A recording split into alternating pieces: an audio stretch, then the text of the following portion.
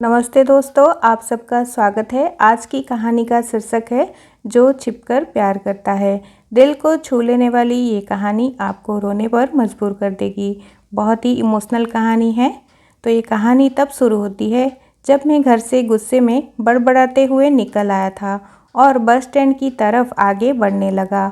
मैं मन ही मन बड़बड़ा रहा था, पता नहीं कितने पैसे छुपा के रखे हैं, लेकिन मेरे लिए एक मोटरसाइकिल नहीं ले सकते।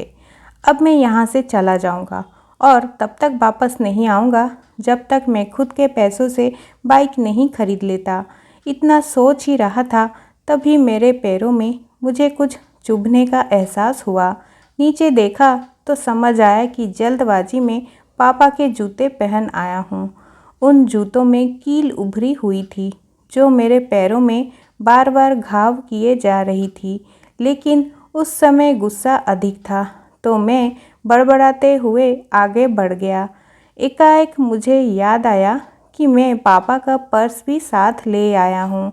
मेरे खुरापाती दिमाग में एक ख्याल आया, क्यों ना आज पापा का पर्स चेक किया जाए, जिसे आज तक उन्होंने किसी को हाथ तक नहीं लगाने दिया था। पता नहीं कौन सा खजाना छुपा है इस पर्स में जो किसी को हाथ नहीं लगाने देते थे।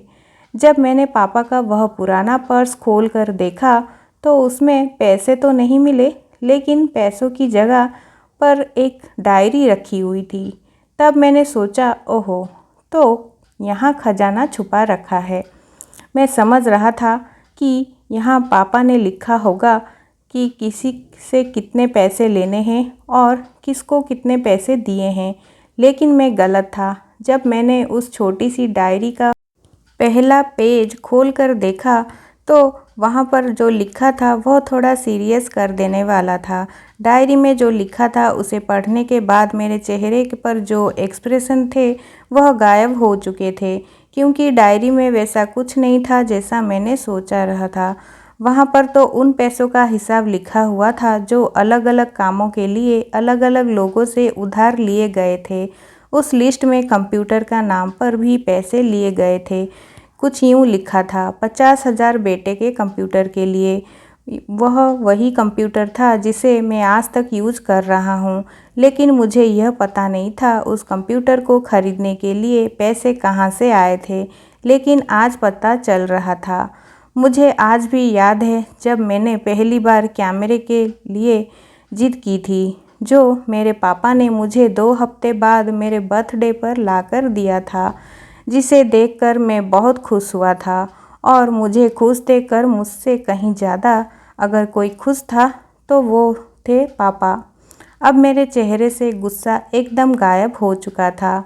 जब मैंने आगे का पन्ना पलटा तो वहाँ पर कुछ इच्छाएं लिखी हुई थी। उसमें जो लिखा हुआ था, अच्छे जूता पहनना। यह बात मेरी कुछ समझ नहीं आई। तभी मेरा पाँव अचानक सड़क पर भरे हुए पानी पर जा पड़ा और तभी मेरे पाँव में कुछ गीलीपन जैसा होने का एहसास हुआ। जब मैंने जूता उतार कर देखा तो उसका तला टूटा हुआ था।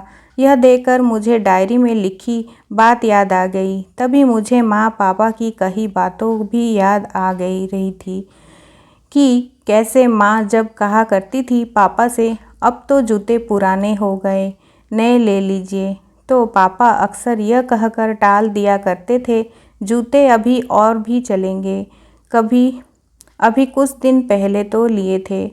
मुझे आज समझ आ रहा था कि कितने दिन और चलेंगे। साथ ही साथ यह भी समझ आ रहा था कि पापा पर्स को क्यों छुपा कर रखते थे। तभी उस डायरी को पढ़ते हुए बस स्टैंड पर पड़ी बेंच पर आकर बैठ गया। अब उस डायरी का आखिरी पन्ना बचा हुआ था। उस पन्ने को जब मैंने पलट कर देखा तो वहाँ कल की डेट लिखी हुई थी। तारीख के नीचे लिखा हुआ था 50,000 रुपये बाइक के लिए। बस इतना पढ़ा और दिमाग सन रह गया। अब मेरे मन में कोई शिकवा गिला नहीं बचा था, बस मेरी आंखों से आंसू चले जा रहे थे। मुझे आज तक नहीं पता तब क्यों मैं रो रहा था। अब मैं जल्दी से घर की तरफ भागा, लेकिन जूते की वजह से पाँव में अब तक घाव बनने में कामयाब हो चुकी थी। मैंने जूतों को रास्ते में ही निकालकर फेंक दिया और भागने लड़खड़ाते हुए घर जा पहुंचा। लेकिन पापा घर पर नहीं थे। मैं समझ गया वो कहाँ थे। मैं सीधा पास वाली बाइक एजेंसी की तरफ भागा। पता नहीं आज कहाँ से इतनी ताकत आ गई थी कि मैं भागते हुए थक नहीं रहा था, और वह भी बिना जूतों के नंगे पैर। जैसे तैसे मैं बाइक एजेंसी पर पहुंचा। पापा वहीं थे। मैंने पापा को दौड़कर गले लगा लिया और मेरी आंखों से आंसू रुकने का नाम ही नहीं ले रहे थे। पापा को समझ नहीं आ रहा था आखिर हो क्या रहा है, मैं क्यों रो रहा हूँ। मैंने पापा से कहा, पापा मुझे मोटरसाइकिल नहीं चाहिए, पापा अपने लिए जूते ले लीजिए। अब आज से मैं जो भी करूँगा अपनी मेहनत से अपने बलबूते पर पढ़कर करूँगा। इस कहानी का सार। इस कहानी से हमें ये पता चलता है, हम अक्सर देखते हैं कि हम अपनी माँ से हर बात शेयर करते हैं और माँ भी इसके बदले में हमें बहुत सारा प्यार देती है।